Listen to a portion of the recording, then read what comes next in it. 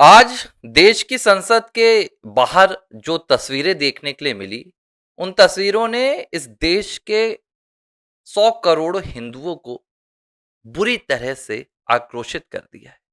और इस आक्रोश की वजह बना है गांधी परिवार। इस आक्रोश की वजह बनी है कांग्रेस पार्टी और इस पूरे देश का विपक्ष।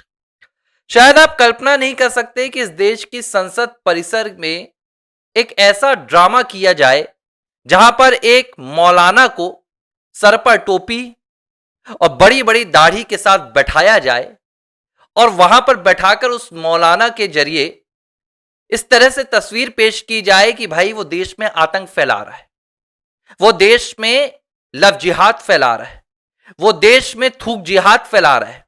अगर इस तरह का ड्रामा किया जाए तो शायद मुझे लगता है कि पूरे देश में इस धर्म को मानने वाले, मौलाना को मानने वाले अब तक हंगामा मचा चुके होते। लेकिन ऐसा संसद परिसर में नहीं हुआ है। किसी मौलाना का या इस्लाम का मजाक नहीं बनाया गया, वहां पर कोई काजी बैठाया नहीं गया, वहां पर सनातन का अपमान हुआ है। देश की संसद परिसर में आज सनातन का मजाक उड़ाया गया, भगवान राम का मजाक उड़ाया गया, राम मंदिर अयोध्या को अपमानित किया गया। सिर्फ यही नहीं हुआ, जिस भगवा पर इस पूरे दुनिया के हिंदू गौरव करते हैं, जो भगवा गरिमा है, जो भगवा गर्व है, उस भगवा को आज संसद परिसर में विपक्ष ने एक साथ मिलकर कुचलने का काम किया। दरअसल राम मंदिर चंदा चोरी को लेकर राहुल गांधी, प्रियंका गांधी और ये पूरा एंटी सनातनी, एंटी हिंदू जो विपक्षी गैंग है, मैं इसे विपक्षी दल नहीं कहूंगा क्योंकि किसी विपक्षी दल का काम यह नहीं होता है कि वो किसी एक धर्म की आस्था का या उस धर्म के लोगों का मजाक उड़ाए। यह गैंग का काम होता है, यह सरगनों का काम होता है, जो आज देश की संसद में हुआ। इन्होंने आज राम मंदिर चंदा चोरी को लेकर एक नाट्य प्रस्तुति दी, लेकिन इस नाट्य प्रस्तुति की अगर आप झलक देखेंगे तो आपको समझ में आएगा कि यह कोई नाट्य प्रस्तुति नहीं, यह कोई चंदा चोरी का प्रदर्शन नहीं, बल्कि यह सनातन का अपमान करने का एक प्रदर्शन किया गया। पप्पू यादव जो घंघोर हिंदू विरोधी हैं, वो भगवा धारण कर कर आते हैं संसद परिसर में, ऊपर से नीचे तक भगवा, त्रिपुंडी चंदन और उनके गले पर एक तख्ती लटकी हुई थी जिसमें जय श्री राम लिखा हुआ था। वो 3-4 दान पेटी लेकर संसद परिसर पर बैठते हैं। उनके इर्द गिर्द राहुल, प्रियंका और पूरी कांग्रेस, समाजवादी पार्टी और तमाम विपक्षी दल तालियां बजा रहे थे। अवधेश प्रसाद आते हैं। इस तरह से पूरा चित्रण किया गया कि चंदा चोरी हो रहा है। कोई आपत्ति नहीं है हमें, श्री राम जन्मभूमि मंदिर में चंदा चोरी हुई है, आप इस बात को पूरी दुनिया में बताओ, चोरी हुई है, इसमें कोई दो राय नहीं है।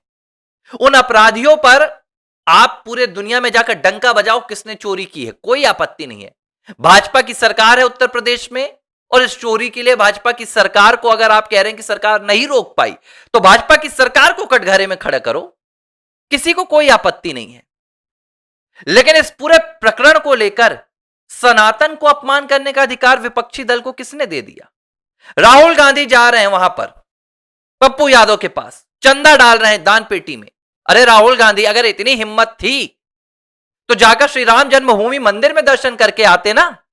पप्पू यादव को आपको संत बनाकर सनातन का अपमान करने की जरूरत क्या पड़ गई? भाई, क्या चोरी करने वाला कोई संत था?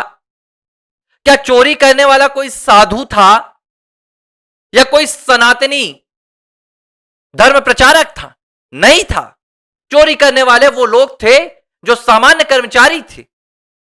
और अगर होते भी तो क्या आप किसी साधु की तस्वीर को लेकर इस तरीके से, भाई मैं खुलकर कहने वाला व्यक्ति हूं, जब अजमल आमिर कसाब इस देश में घुसकर आतंक मचाता है और जब हम कहते हैं कि अजमल आमिर कसाब एक मुस्लिम है,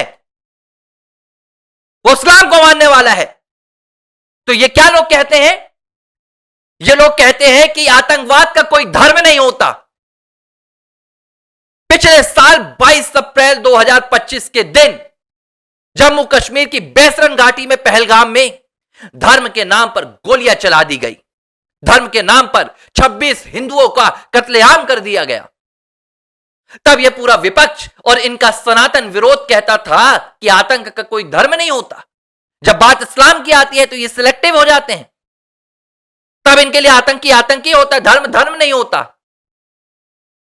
लेकिन हां, अगर सनातनी मंदिर में चोरी हुई है तो ये सनातन से जोड़ेंगे, ये बताएंगे कि हर देश, इस देश का हर साधु चोर है, हर भगवा पहनने वाला चोर है। ये किसका अपमान हो रहा है? ये क्या नैरेटिव संसद में पेश कर रहा है पूरा विपक्ष कि राम मंदिर में चोरी हुई है? माफ कीजिएगा, राम मंदिर में चोरी का नैरेटिव पेश नहीं कर रहा है।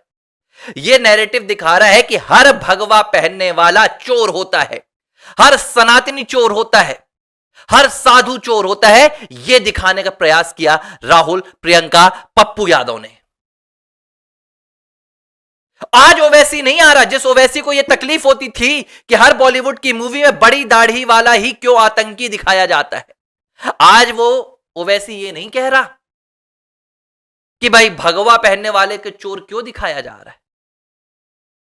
इस तरीके से पूरा विपक्ष अब खुलकर सनातन विरोध कर रहा है। और क्यों कर रहा है यह भी समझ लीजिए, क्योंकि इसने बहुत प्रयास किया पिछले 12 सालों में, चाहे वो कांग्रेस हो, समाजवादी पार्टी हो, टीएमसी हो, जब जब इन्हें इस बात की घबराहट हुई कि अब इनके हाथ से हिंदू वोट बैंक छिटल जाएगा, फिसल जाएगा, तब तब इन्होंने सॉफ्ट हिंदुत्व की राजनीति की।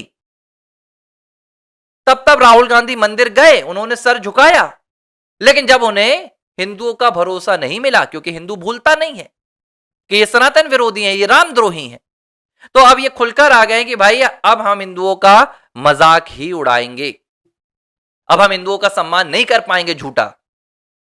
लेकिन भाई देश की संसद में यह हो रहा है, देश की जो सबसे बड़ी लोकतंत्र की इमारत है, जिसे लोकतंत्र का मंदिर कहा जाता है, वहां पर 150 करोड़ हिंदुओं की आस्था को कुचल कर रख दिया गया।